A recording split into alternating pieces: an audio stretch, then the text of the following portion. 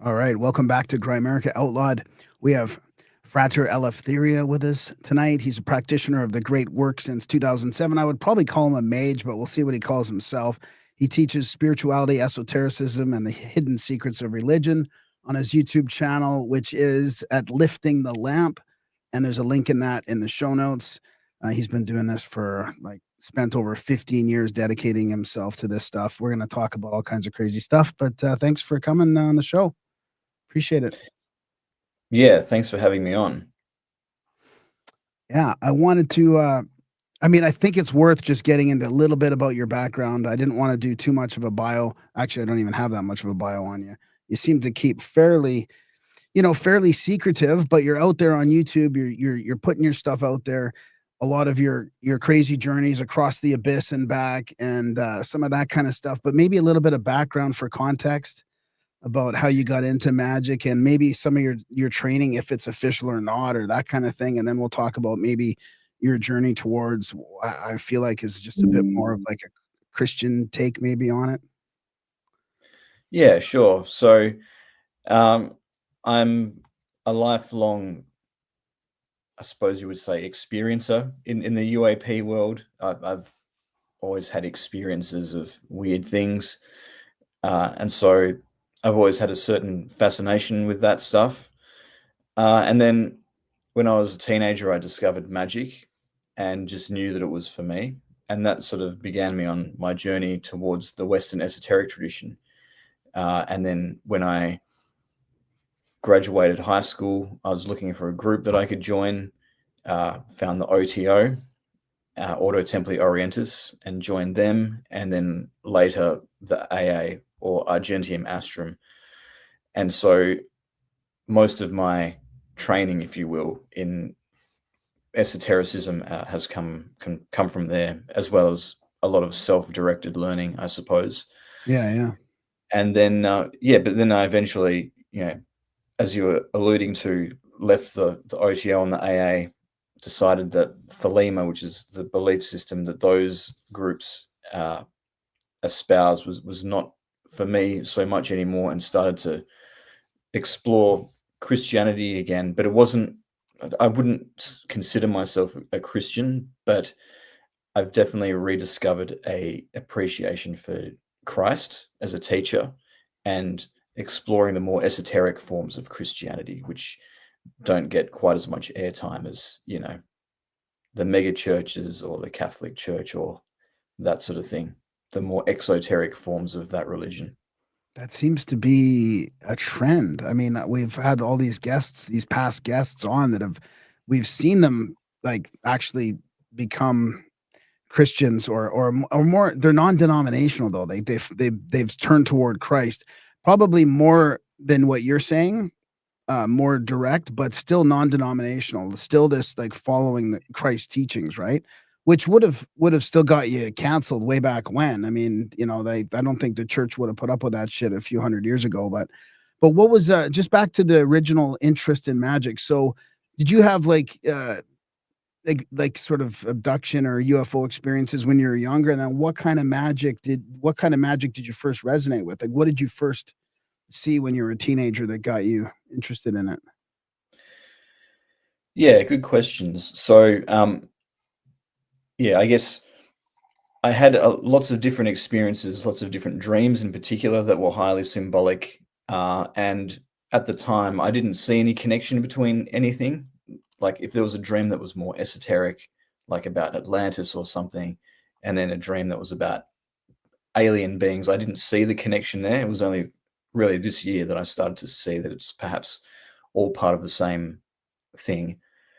But yeah, between the ages of about 11 and 14, I had a series of very vivid dreams about alien encounters, where I would see a craft, often go up into a craft, or something would come out of it and then talk to me or give me some kind of a download or something like that.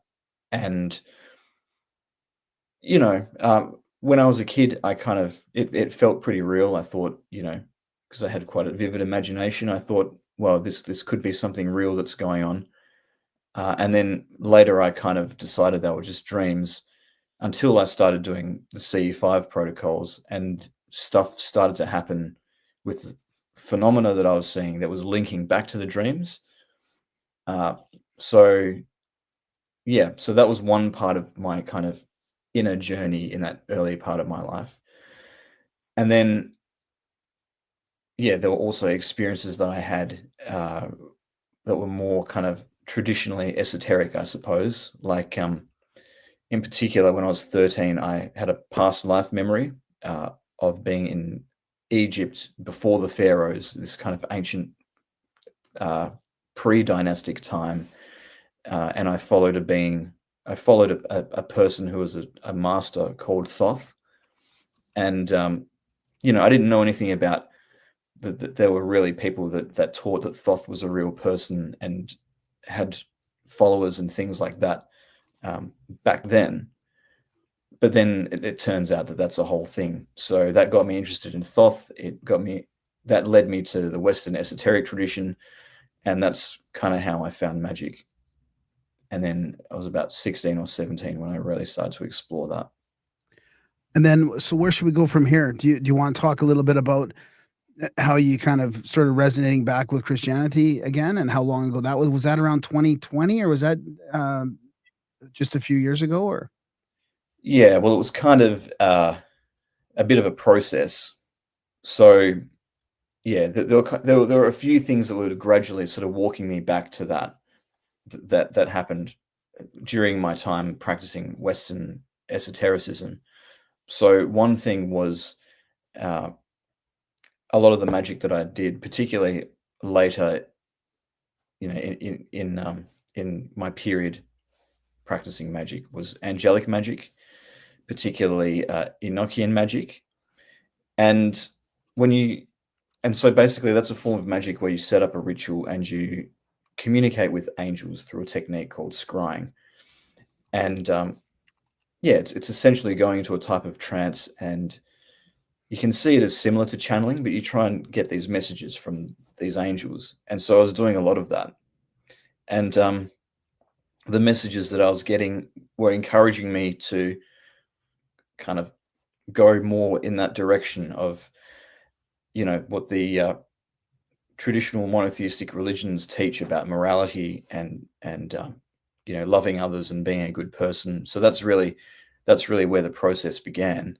And then I had an experience with Jesus during a ritual where I was kind of facing some of my darkest shadow aspects, and I sort of had to get over my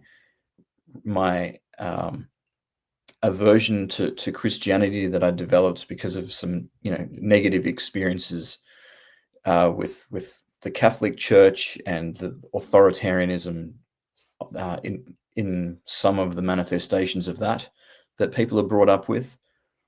And so that allowed me to reconnect with Christ again, and also exploring Gnostic Christianity started to bring me closer to Christ as well. And I had a newfound appreciation for being able to do that and acknowledge, while acknowledging that what we get taught about Christ and Jesus quite often is not the full picture, that there's different ideas about what was going on then. There's all these different gospels that have a much different picture that they paint of Jesus as an initiator and a esoteric teacher, and one who was trying to awaken us and help us to ascend and escape an illusory world. And so that was all helping me to get back to thinking about how Christ fit into my path.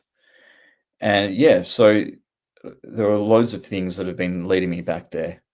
And then also, I guess, I have been affected by the thing that many of us have felt, I think, over the last few years, where there's been such a concerted effort to mock Christ in media and elsewhere, and to discourage people from that way of thinking, that it almost made me think, well, what don't they want us to know about exactly, this yeah, story?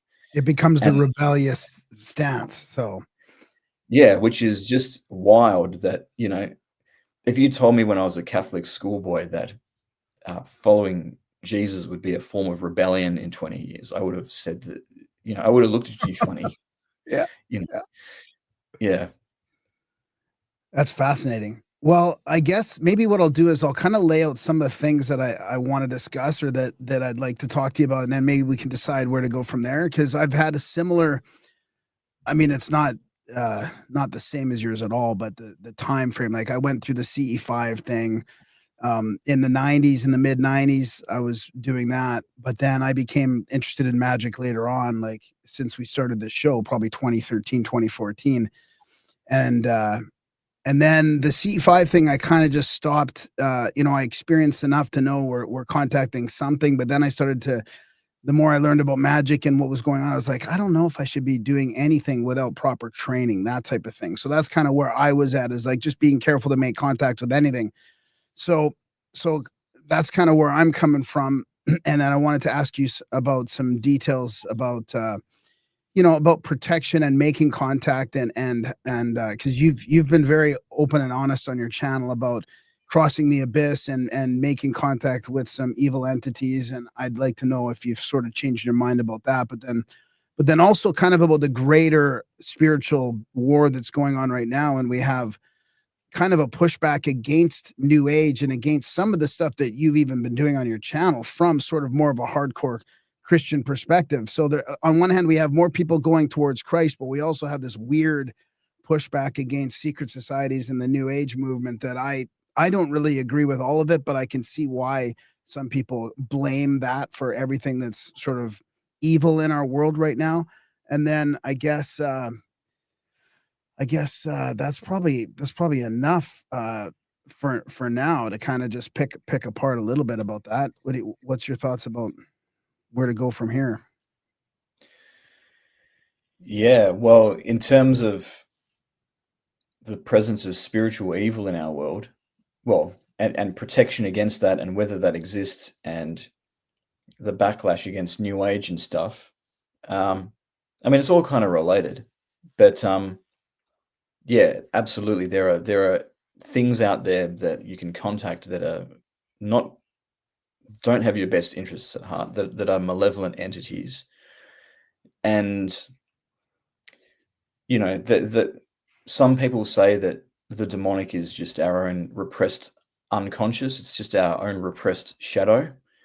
But I think it's a bit more than that. I think there's something out there that has an intelligence to it that can work through that part of us and can manipulate us, because that's the most like it that exists within us. But it seems to be a spiritual phenomenon, a preternatural phenomenon. And I have encountered it. And yeah, my most popular video was about how I experimented with the Goetia. Well, more than experimented, really, with the Goetia when I was younger, which is a magical text, which is all about how King Solomon summoned demons to help him build the temple.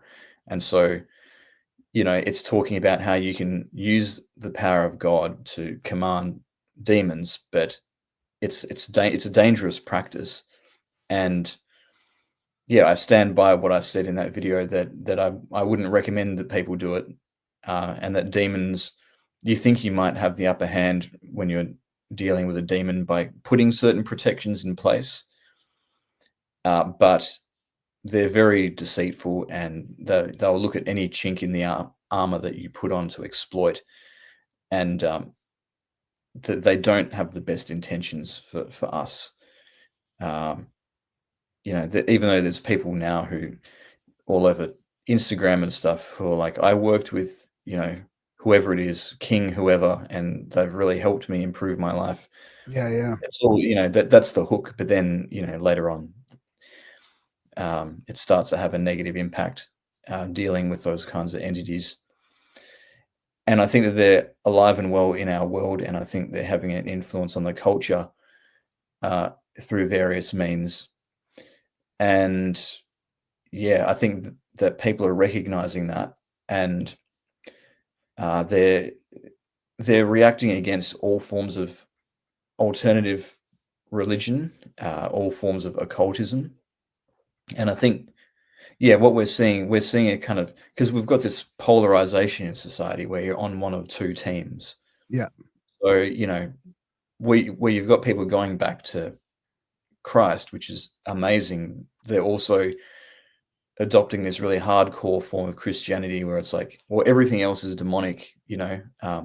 Yoga's demonic, Reiki's demonic, tarot cards are demonic. Um, you know, UAP entities are demons, and so that's kind of causing a lot of the backlash against this stuff. And there are real groups that practice what can only be described as Satanism, I suppose. Yeah, or What black people, magic or yeah. yeah, absolutely. And there's some people in some very powerful positions behind the scenes doing some really dark stuff, and that's undeniable. But it's not all the same thing. And yeah, there's forms of occultism that are much more positive and geared towards freeing the human spirit. So I guess that's one thing I would encourage people to keep in mind.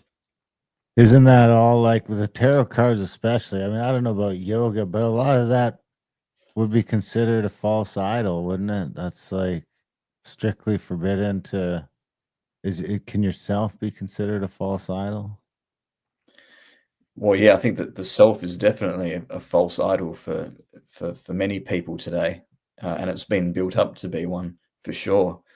The objection to tarot cards tends to be because there's some verses in the Bible um, which are against certain forms of divinatory practice. And then King James came along with his new translation of the Bible and just made it apply to all forms of divination. Was forbidden. But it was really a prohibition on certain types of divination, like necromancy, and to calling up the spirits of the dead to give you answers to things, or some of the pagan rituals that got used for divination, and it was more because they were pagan than anything else. But there's forms of divination in the Bible as well, that very godly people use, like the Urim and the Thummim that the high priest would use in the Old Testament. But yeah, all of this stuff gets lumped together, and there's a lot of fear-based beliefs out there about it, unfortunately. Yeah, even in Can the you get a Malleus pre? Maleficarum they allowed certain types of, like, if you're, I think it was the stars, and if you were following sort of the astrological thing, I think they said that was okay, but any other kind of form, it was very weird how they drew the lines between what was like witchcraft and what was okay for the Catholic Church. Astrology is okay. I don't think they called it astrology though, but they called it something with the stars, like, I don't know if they said measuring the stars, or I can't remember the words they used. But what were you going to say, Darren? Well, you said that King changed the Bible. That was King James, right? That was in what, the 1400s or the 1600s, 16, I think 16 or 17, right? and that's the main one now. Can you get an earlier one than that? Is there like what's the most unfucked with one? Is it? I was seeing something today that said it's the Ethiopian one, but then I can't read whatever that's written in. So is there like, what Bible do you recommend that has the most? That, because like if he's changing shit, well, who else changed some shit? Like, I'd like to get back to like as close to source as possible. I mean, we were even trying to use AI to retranslate some of the original scrolls, but I mean, it clearly turned out that it was just lying to us. Well, the Gospel of Thomas was one I was going to do on audio. I was going to narrate that one for audio, and then you were talking about that, Frater, because that was found in the 1900s, right? In the Nag Hammadi, I think. Yeah, it was I always get the Dead Sea Scrolls and the Nag Hammadi Yeah, mixed yeah, up. The me Dead too. Sea Scrolls were older pre-Christian texts, I think. That's right. Yeah, the Nag Hammadi was the Gnostic Gospels. Yeah, that's right. That's where it was located. And although Thomas usually gets dated to later than um, most of the canonical Gospels, it does seem to be growing out of a interpretation of Christianity that is as old as what is being put forward in the canonical Gospels of Matthew, Mark, Luke, and John, if not older. Yeah, so and it's a very different form of Christianity. It's all about becoming Christ yourself, and following in Christ's footsteps to follow him and ascend to heaven, basically. And yeah, it's very different to the picture that Paul paints of a suffering Messiah who dies for our sins and all of that sort of thing. So it's just those interesting differences. And then in terms of the translation, that's the best one. I would say for the New Testament writings to go back to the original Greek, and then the Old Testament is to go back to the original Hebrew, because those were sort of the original languages that those were written in.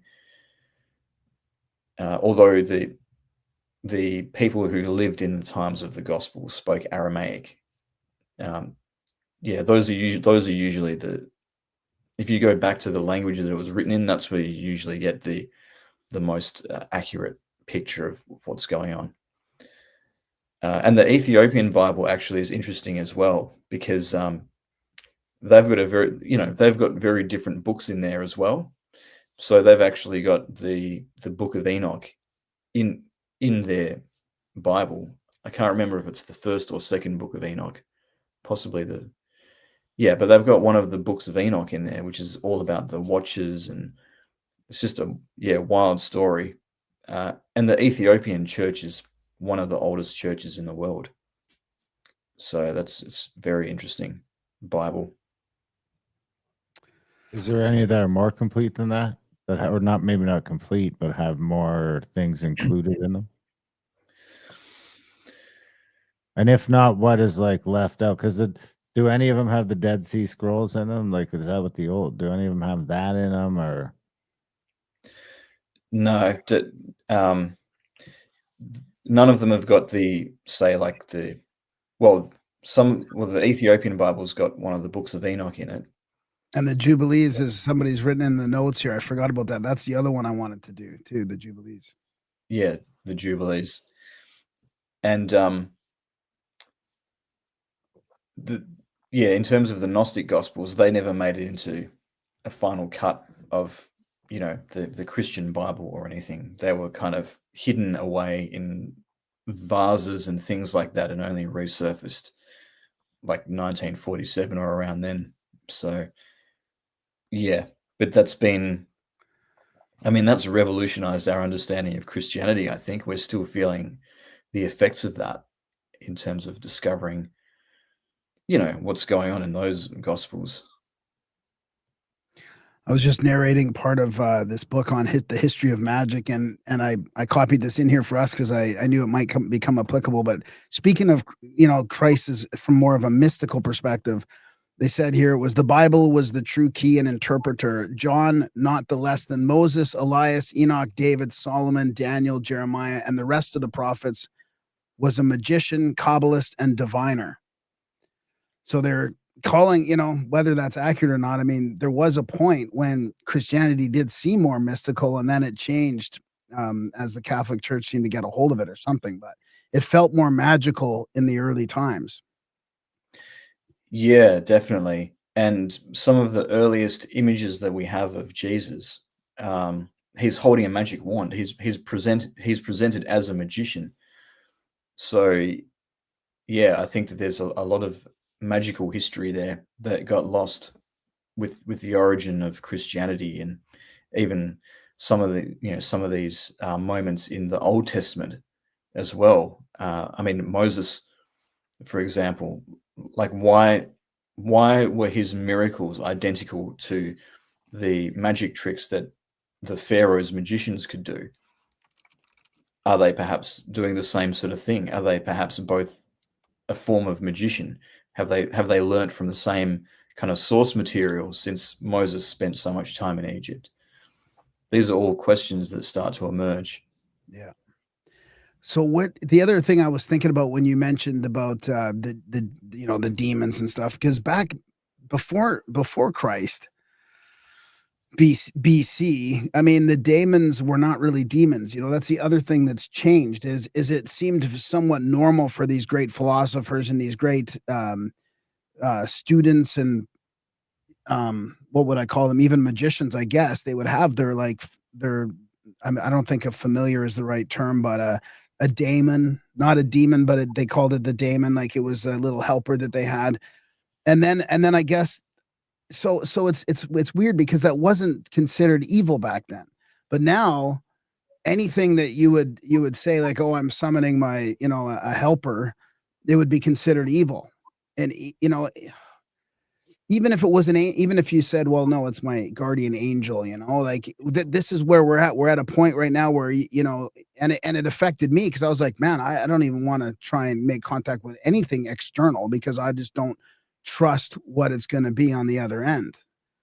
And maybe I need to go through more training or whatever, but that seems to be where we're at. Is we can't even, like, now with the dogma that's happening, these are tools that can be used either way. But now that it's all just like, oh yeah, it's all evil or it's all good. Like it seems very, they're trying to make it very black and white. But I think they're all just tools that can be used for good or for bad. I mean, even, Blavatsky and the Theosophists warned against going through any of this stuff without training. I think that's why they have initiations and why it's important to learn more. And that's the other thing that's happening right now is people are just dabbling in it, like dabbling in all kinds of stuff without the level of knowledge or experience that you probably need to keep yourself safe. Yeah, yeah, and I think our view of certain types of spirits has changed over time, and yeah, the daimon of the ancient Greeks was more often than not just almost like a familiar spirit, which of course in the Old Testament is still something which is considered unclean spiritually, but different cultures had different views, and a lot of things got demonized later by the church, and in fact, a lot of the pagan gods got transformed or reinvented as demons. So, yeah, there was a lot of that happening and making things more black and white than they are. But having said that, when you're dealing with the spiritual world, there are some nasty things out there, and you don't always know what you're going to get.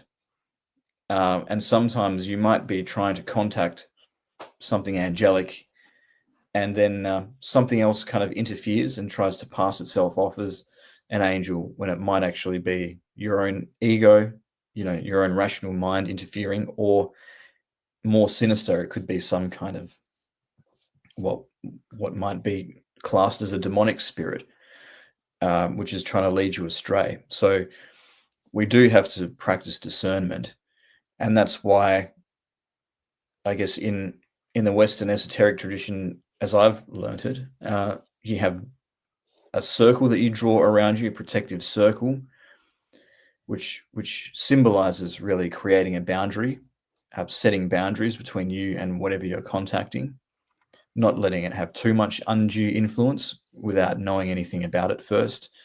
There's various banishings that you can do to clear the space if something's seems like it's not there for the right intentions. There's different ways that you can test the spirit to see what it really is, whether it's really there for the right reasons. So all of that stuff is very important.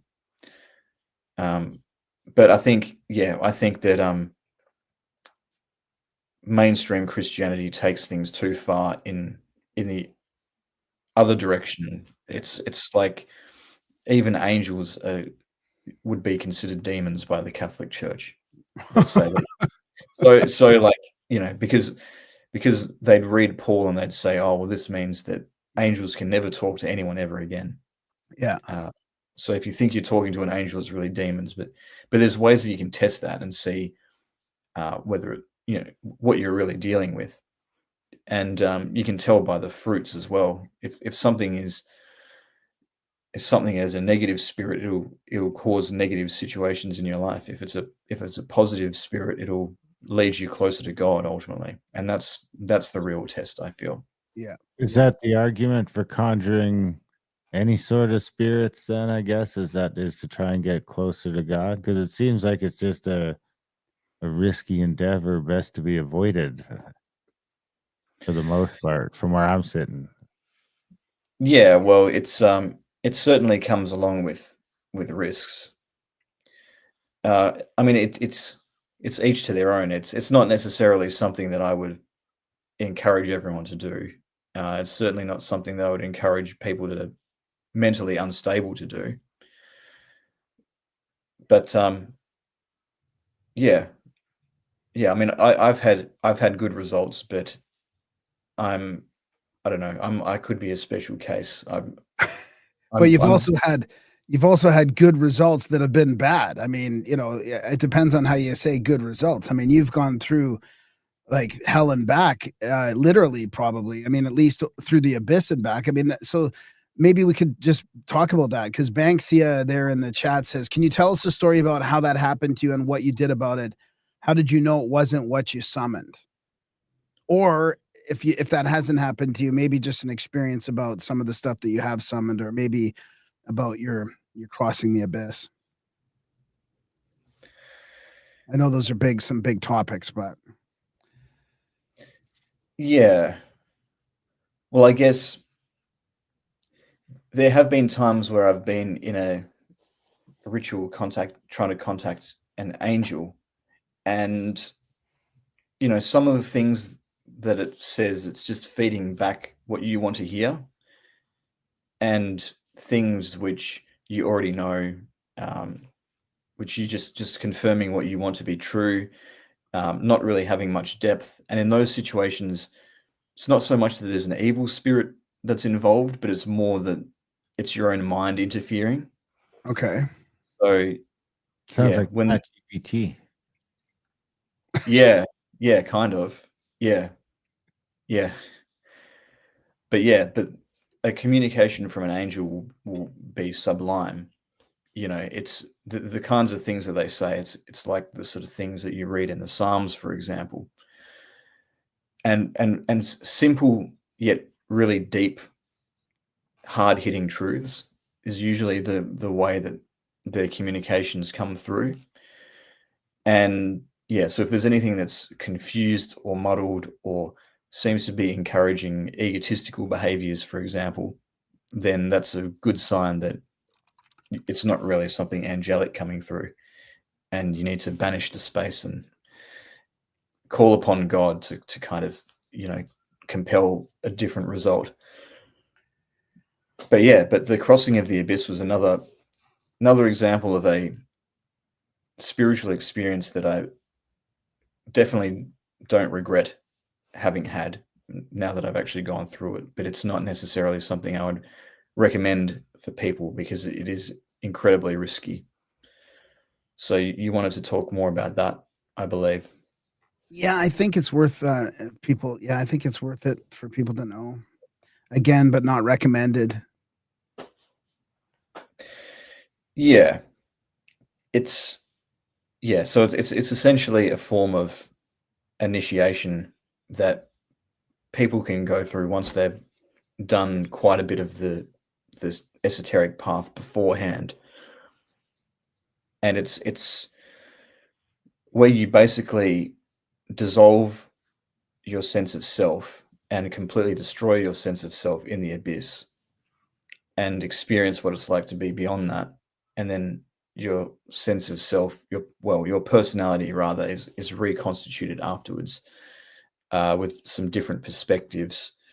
But you can't hold anything back in that experience. You need to surrender everything that you ever were to to the abyss, and be completely open to um, just entering the supernal triad, as it's called in Kabbalah, the highest levels of, you know realms of existence, realms of consciousness that are closest to God, where there's no separation between things. And in order to do that, yeah, you need to kind of let go of this idea of being that your sense of self, or your sense of worth is attached to things in this world. So and our preconceptions about the way the world is, which is based on dualities and things like that. So yeah, but it's quite it's an experience which the way you do it, you kind of have a visionary experience of a realm called the abyss, which sort of kickstarts all of this, and then that'll be followed by synchronicities in your life, which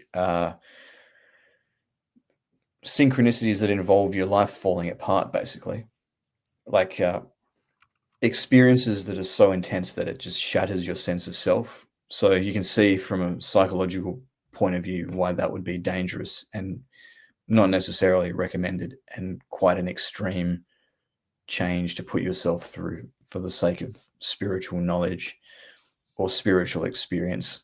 So some people feel called to do it, but again, it's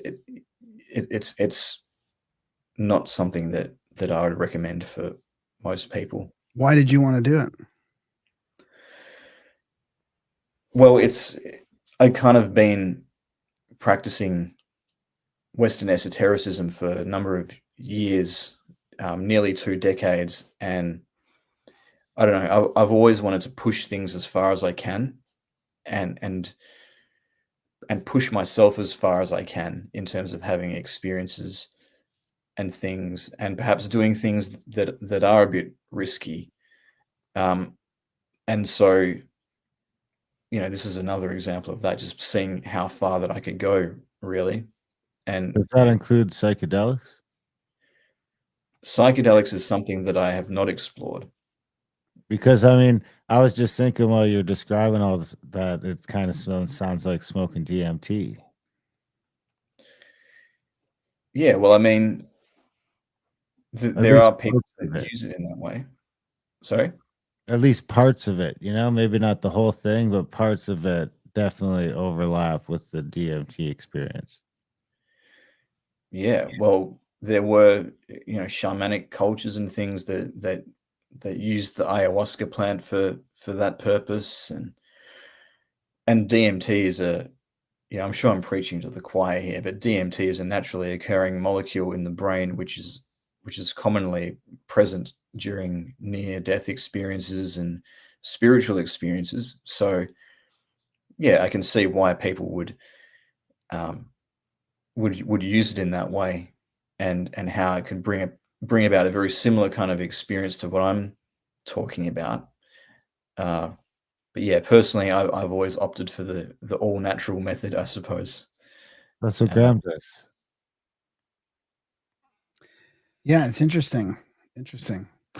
So I guess because I understand the challenge, like it would be a challenge aspect, but after listening to you talk about, both when you on your YouTube channel, you have, 2 parts of this, and I didn't realize you'd be encountering, you basically encountering the principalities and each one, and going through basically a challenge in a way with all these evil spirits. So I don't know, maybe I'm describing it wrong even, but I can see how you would wanna challenge yourself in that way, but it sounds pretty, I don't know if scary is the right word, but, you know, I don't know, do you wanna describe a little bit of that aspect of it? Sounds sketchy. yeah, Sketchy. it does sound scary, and you know, I realize that for a lot of people, this would sound like something like, why would you do that? But I think that there's been things preparing me for that my whole life. And even I was talking to you before about some of the dreams that I had when I was a kid. I feel like that was just kind of gently preparing me for contact with something non-human, putting myself in situations that might otherwise be a bit uncomfortable. But that's a whole other can of worms. But uh, yeah, sometimes people can have done something in a previous incarnation as well, so it feels a bit more familiar to them. But yeah, there can be a lot of reasons for that. But yeah, I think what you're referring to there is the four princes of evil and the experience that I had with them in a ritual from the Book of Abramelin, which is related to the the crossing of the abyss, actually, because those four princes.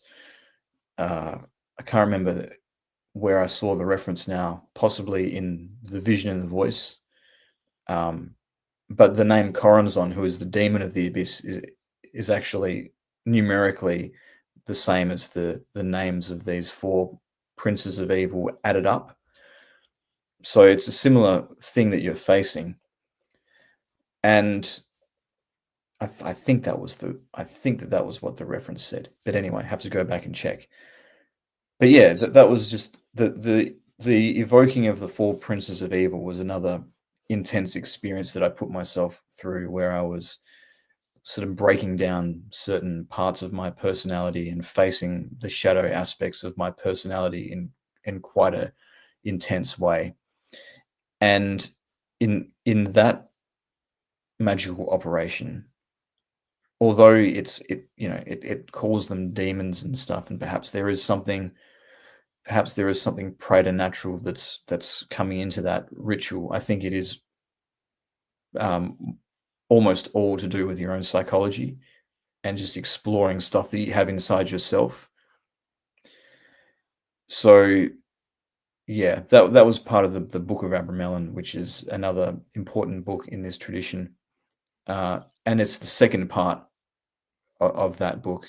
And you're not supposed to try and confront the four princes of evil and bind the four princes of evil until you've contacted another being, which is the holy guardian angel, and that represents it's kind of separate to us, but at the same time it can represent our higher self or the divine within us, sort of disguised as a external being, because we haven't integrated that yet. So yeah, that's been another important part of my journey, has been building a relationship with this holy guardian angel, which is really just myself. Well, and I just thought about the bigger picture stuff too. I mean, because you are interested in this bigger sort of this bigger UAP slash angel and demon question that's happening, and we are living through the re-enchantment right now, like you called it in one of your videos, or maybe that was Diana Pasolka that actually coined that. But the re-enchantment of, I mean, we are living through amazing times. I mean, I'm just blown away by the amount of discussion that, like, we're having these discussions now, but so are all these other people that 10 or 15 years ago, when the like the new atheists and the skeptics were going hard after any kind of paranormal stuff. We are so far past that now. It's unbelievable. I mean, now the government's talking about UAPs and angels and demons in different dimensions, and that a Skinwalker Ranch is pretty much real now. I mean, we are living through disclosure. So maybe you were meant to go through that as part of your training for this, for what we're going through as humanity. Maybe you can, help a lot of people through this next phase. Yeah, well, it's really interesting how those two worlds have collided Yeah. for me. Yeah. Yeah. And yeah, I think that I think that it's interesting to see, like, the vice president talking about how UAPs are real and they're angels and demons. Like, it's just a wild timeline to be on. But yeah, we're reaching this moment now where, yeah, you've got the telepathy tapes as well. That was a huge Yeah. thing Huge as well. shift. Yeah. Mm. You've got the people now, like, they're showing, like, they're blinding themselves, physically, covering their eyes, and they're able to see stuff. Like, that's finally gaining traction now too. There's a whole bunch of stuff that is really hard to debunk that's getting mainstream attention now. Yeah, yeah, and the connection between UFOs or UAP and the world of angels and the esoteric is, I mean, it's always been there, but it's kind of always been sidelined as, like, those are the woo woo people, and we're interested in the nuts and bolts. And it's really, you've got a lot of really prominent people in the know saying, no, there's something spiritual here, that at least a part of the phenomenon is something spiritual. And I think that when I had my own experiences dreaming about certain what I thought were aliens, and then seeing the light orbs during my own CE5 experiments, I think that and the beings that I connected with when I was doing my angelic communications were actually one and the same thing.